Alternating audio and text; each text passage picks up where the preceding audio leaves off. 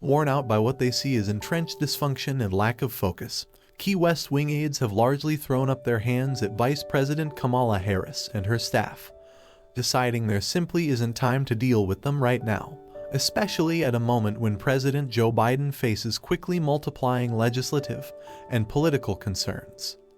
The exasperation runs both ways.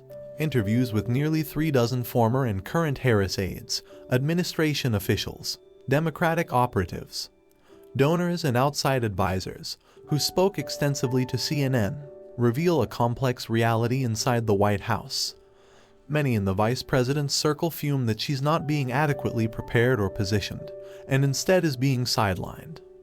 The vice president herself has told several confidants she feels constrained in what she's able to do politically, and those around her remain wary of even hinting at future political ambitions, with Biden's team highly attuned to signs of disloyalty, particularly from the vice president.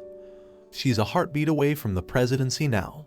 She could be just a year away from launching a presidential campaign of her own, given doubts throughout the political world that Biden will actually go through with a re-election bid in 2024, something he's pledged to do publicly and privately. Or she'll be a critical validator in 3 years for a president trying to get the country to re-elect him to serve until he's 86. Few of the insiders who spoke with CNN think she's being well prepared for whichever role it will be. Harris is struggling with a rocky relationship with some parts of the White House, while longtime supporters feel abandoned and see no coherent public sense of what she's done or been trying to do as vice president. Being the first woman, and first woman of color, in national elected office is historic but has also come with outsized scrutiny and no forgiveness for even small errors, as she'll often point out. Defenders and people who care for Harris are getting frantic.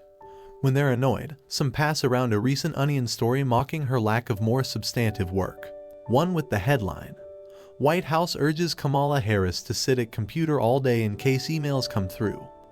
When they're depressed, they bat down the Aaron Sorkin-style rumor that Biden might try to replace her by nominating her to a Supreme Court vacancy. That chatter has already reached top levels of the Biden orbit, according to one person who's heard it. She's perceived to be in such a weak position that top Democrats in and outside of Washington have begun to speculate privately, asking each other why the White House has allowed her to become so hobbled in the public consciousness, at least as they see it. She's very honored and very proud to be Vice President of the United States. Her job is the no. Two is to be helpful and supportive to the president and to take on work that he asks her to take on, said Eleni Kounalakis, the Lieutenant Governor of California and a longtime friend. Kounalakis spoke with the vice president last Monday morning before Harris departed for a diplomatic mission to France. It is natural that those of us who know her know how much more helpful she can be than she is currently being asked to be, Kounalakis said. That's where the frustration is coming from. An incumbent vice president should be a shoo-in the next time the party's presidential nomination is open. But guessing who might launch a theoretical primary challenge to Harris has become an ongoing insider parlor game. Other politicians with their own presidential ambitions have started privately acknowledging that they are trying to figure out how to quietly lay the groundwork to run if and when Harris falters, as they think she might. The reality is more complex and looks different to people more familiar with how any White House actually works.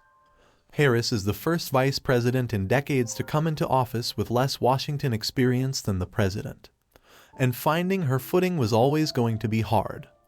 Presidents and vice presidents and their staffs often clash.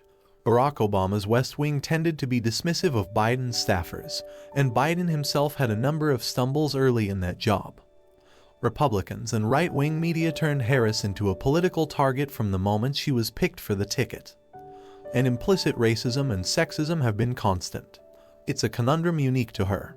People are expecting their historic vice president to make history every day when in fact she's trying to carry the duties of a secondary role. Harris is being judged not just by how she's doing in the traditional duties of a vice president, said Minion Moore, a longtime Democratic operative who has become Harris' most important outside advisor. It's a little more subliminal, but it's real, Moore said. What is her playbook in history? Harris has emerged as a quiet force in the administration, Moore said, and she focuses attention on different issues sometimes just by her very presence in the room. Moore said Harris' approach is to be constantly asking, should we be doing more on an issue? Are we communicating with the people whose lives are impacted? Are we missing any key constituency groups? But, with many sources speaking on condition of anonymity to discuss the situation more frankly, they all tell roughly the same story. Harris' staff has repeatedly failed her and left her exposed, and family members have often had an informal say within her office. Even some who have been asked for advice lament Harris' overly cautious tendencies and staff problems, which have been a feature of every office she's held, from San Francisco District Attorney to U.S. Senate. A central component sometimes forgotten, Biden aimed to model his relationship with Harris on his own vice presidency and directed aides early in his presidency to employ her in a similar fashion. He arranged weekly lunches, just as he'd held with Obama, and invited Harris to join him for his morning classified intelligence briefing. Harris, meanwhile, threw herself into proving her commitment to the president and the administration, using his relationship with Obama as her guide. Even then, some White House aides questioned whether Biden's experience as vice president would easily translate to someone with far different qualifications and skills, and to a much different moment. After Harris became known in the first few months for often standing by Biden's side in the frame as he made big speeches, even after she'd introduced him herself, the West Wing appears to have overcorrected, so she has been with the president noticeably less. Not just in public. A week and a half ago, as Biden and his aides and multiple outside allies rattled through calls all day trying to lock down wavering lawmakers ahead of the House infrastructure vote, Harris spent the afternoon touring a NASA Space Flight Center in suburban Maryland. We weren't going to cancel her schedule just because of the House's foolishness, a Harris aide explained. That night, Harris was part of the small group Biden invited upstairs to the White House residence for the war room, making the last hours of calls. The next morning, celebrating the bill's passage, Biden singled her out, saying, "A lot of this has to do with this lady right here, the vice president." But that's not exactly how things had played out. While she had attended some meetings Biden hosted with key lawmakers, there were many more that she didn't attend, to the point that it was noteworthy that she made an unscheduled drop by one session in the final stretch. Harris had only been in Washington 4 years, and to the White House just one time before being sworn in as vice president. Missing out on those main meetings deprived her of an important aspect of presidential apprenticeship from a self-styled master of how to actually get deals through Congress. Aides to the vice president point to 150 engagements with members of the House and Senate since March, accounting for every conversation she had with lawmakers about the subject of infrastructure. They call this Quiet Hill diplomacy, and it includes inviting lawmakers to join her when she's visiting their home states or holding events in Washington, many of which have touted actual elements of the infrastructure bill beyond the price tag. Harris has helped to detect concerns from outside the Beltway, and has attempted to give political cover to members worried about losing their seats after voting for the legislation. It's never just a round table. There's always a larger strategic purpose, Harris spokeswoman Simone Sanders said. One of those roundtables was in late September, when Harris invited Rep. Nanette Barragán, a California Democrat, to co-host a discussion with Latina business leaders in the vice president's ceremonial office. The congresswoman was hesitant to support all of the compromises on progressive initiatives in the infrastructure bill. The West Wing asked Harris to stress to Barragán how much her vote was needed, and she did. Several aides to the vice president highlighted this as a key example of her under-the-radar influence. Barragán ultimately voted yes, but a person who discussed the decision with the congresswoman said that, while she appreciated hearing from the vice president, what really swayed her was the Congressional Progressive Caucus deciding to support the bill. Harris aides cite how much of what's in the infrastructure bill connects back to legislation she worked on while in the Senate, including accessible broadband, wildfire defense, water cleanup, and clean energy school buses. And in 30 events over 7 months touting the bill in local media markets, they believe she's played an integral role in selling the administration's efforts. Perhaps, one Harris aide offered, the issue is that some in the West Wing don't have constant knowledge of what the vice president's team is doing.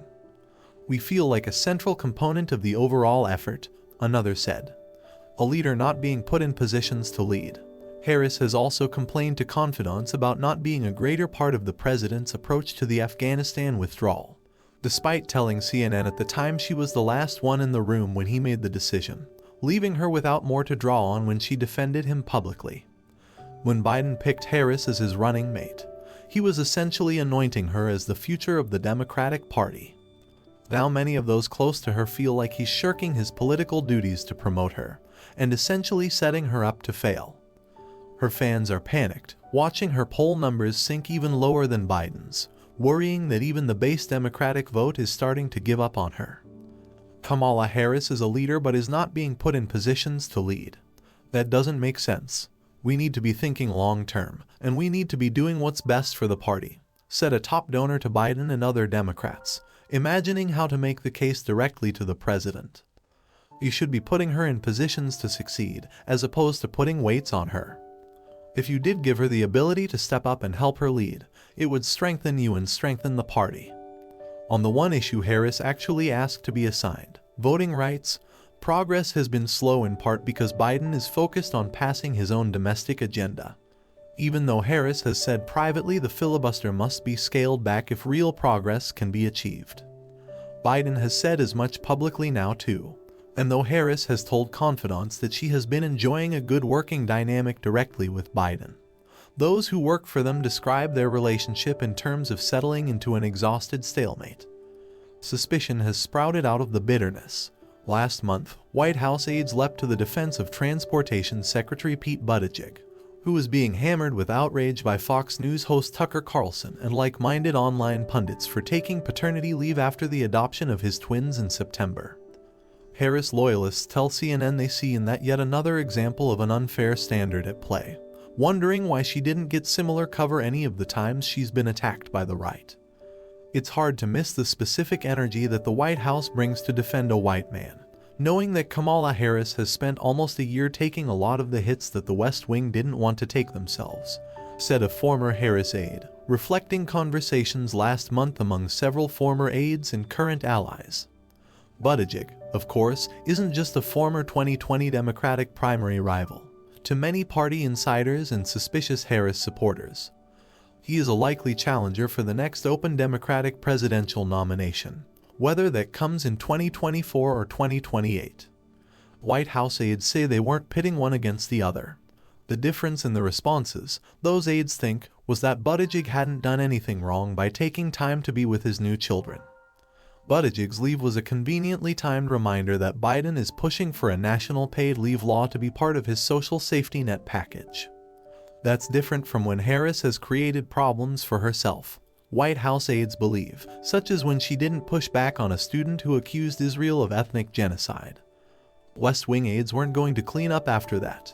But even when Harris has faced her own manufactured outrage from the right, like when an innocuous tweet about enjoying the long Memorial Day weekend was said to be her insulting dead veterans, White House aides also remain virtually silent.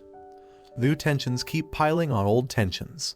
The list of complaints between the West Wing and the Vice President's office keeps growing, even stemming from Harris' first assignment from Biden this spring. The situation has become a back and forth of irritations, some real, some perceived. Harris' team was mad Biden had assigned her to handle diplomatic relations with the Northern Triangle nations, in hopes of addressing the root causes of migration to the U.S., but gave her no role on the southern border itself. That became the most visible crisis in the early days of Biden's presidency as unaccompanied minors overwhelmed federal government resources. It seemed like an all-around politically losing assignment even though Biden had seen it as a sign of respect because it was the same job Obama had given him as vice president. As CNN has previously reported, Harris herself has said she didn't want to be assigned to manage the border, aware that it was a no-win political situation that would only sandbag her in the future. But Biden's team was annoyed that Harris fumbled answers about the border, including when she gave an awkward, laughing response about not visiting it during a spring interview with NBC's Lester Holt. As some around Harris see it, the White House failed to come to her defense.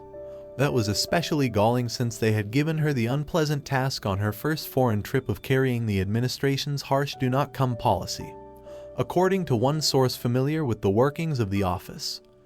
A number of West Wing aides were mad when, A few weeks later, she made a sudden trip to the border after her staff gave only a few days' warning to the White House, particularly after White House aides had taken time to knock down the idea that she should go as half-baked Republican spin. But this was in part a misunderstanding. White House Chief of Staff Ron Klain and a small circle of West Wing aides had known about the trip far in advance but had been careful not to spread the word to avoid leaks. West Wing makes clear they aren't coming to the rescue. Biden aides have repeatedly told Harris aides that they'd love to have her doing more and asked the vice president's office to come up with plans for how to get her involved, according to people familiar with the conversations. Though the staffs are on multiple calls per week, West Wing aides are often left wondering why there's not more follow-through. Aware of her stumbles and the ticking political clock, Harris Chief of Staff, Tina Flournoy, went to Klain over the summer. They were drowning, they needed more help. Klain is known as a Harris defender in the West Wing and does a weekly one-on-one meeting with her in her West Wing office to help her strategize. As a former chief of staff to two vice presidents, Klain knows the dynamics well. Talking with Flournoy about the staff, Klain said the vice president's office budget was separate, and advised her to think creatively about drawing on other resources in the office and reassigning staff. Klain, in a statement provided to CNN, downplayed any criticism of the vice president, saying Harris and her team are off to the fastest and strongest start of any vice president I have seen. Citing a range of work from stressing COVID-19 vaccine equity to meeting with many foreign leaders, Klain added, "Anyone who has the honor of working closely with the vice president knows how her talents and determination have made a big difference in this administration." Harris aides point out that Biden was never subjected to the kind of attacks she regularly endures, or to a toxic social media culture. In one recent example, a Republican super PAC tweeted a video inventing a claim that Harris spoke with a fake French accent at a stop during her trip to Paris, which was then picked up in some news outlets. There have been some changes in the vice president's office to address those concerns. 2 new hires were made in September to help with long-term planning and communications. That has helped improve relations with the West Wing, while Flournoy was pointed to the Democratic National Committee for backup. The DNC hired a contract consultant in part to help with the Harris portfolio. That has not been going well either, according to people familiar, with Harris staff usually only reaching out to ask for buffering tweets after problems or negative stories arise, rather than being more proactive. Meanwhile, Flournoy has been turned down by several others who've been unwilling to work in the office, and several people currently on staff have started to reach out to contacts to say they're looking to leave, according to sources who've gotten the calls. Paying a price for loyalty to Biden, the vice president's office is dismissive of many of these concerns. Sanders, in a statement provided to CNN, pointed to the successes of the recent trip to Paris, a priority mission on which Biden dispatched Harris to smooth over bruised diplomatic relations. It is unfortunate that after a productive trip to France in which we reaffirmed our relationship with America's oldest ally and demonstrated U.S. leadership on the world stage, and following passage of a historic, bipartisan infrastructure bill that will create jobs and strengthen our communities, some in the media are focused on gossip, not on the results that the president and the vice president have delivered. But many friends and supporters of Harris, as well as some on staff and in the kitchen cabinet of experienced Democratic advisors, feel like she's caught in a sort of political mess-up merry-go-round. They blame reporters they see as chasing incessantly negative stories and playing into undeniable structural issues of race and gender. The vice president is often on guard for those double standards herself, but the concern is high enough that an informal network of outside advisors, many of whom are veterans of Hillary Clinton's campaigns, has come together to both point out inadvertent bias in Harris coverage and attempt to better amplify the work Harris is doing. She's not only the first woman vice president, but the first woman of color. This is a moment that has to succeed, otherwise we are fearful that this could set us back as women for a long time, said one outside advisor. Top aides say privately they have come to regret that Harris didn't ask for more well-defined assignments coming into the administration, which would have allowed her to distinguish herself, but the vice president herself has been reluctant to make demands for any at this point, feeling that would look disloyal to Biden.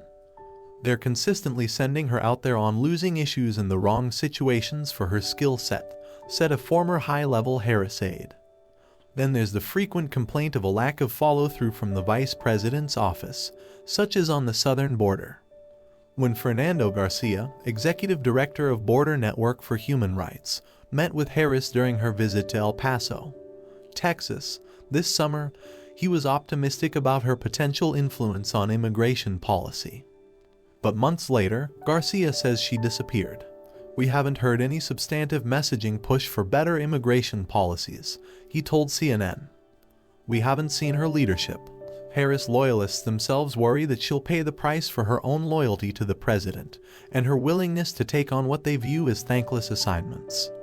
A sole focus on the president, Biden's aides have made clear that they are focused on promoting and protecting him, especially since it's his approval rating that will likely define the 2022 midterms and his promised run for re-election in 2024. Harris' team has argued over whether she is going too far in subsuming herself to Biden, a back and forth that dates to the transition, when Harris was pushed to turn over the email list from her campaign and super PAC to the DNC. This was a good idea, some argued, because it would show Harris being a team player and help raise tens of millions for the DNC. Others pushed back, saying turning over the list would mean losing control of and access to it, which could be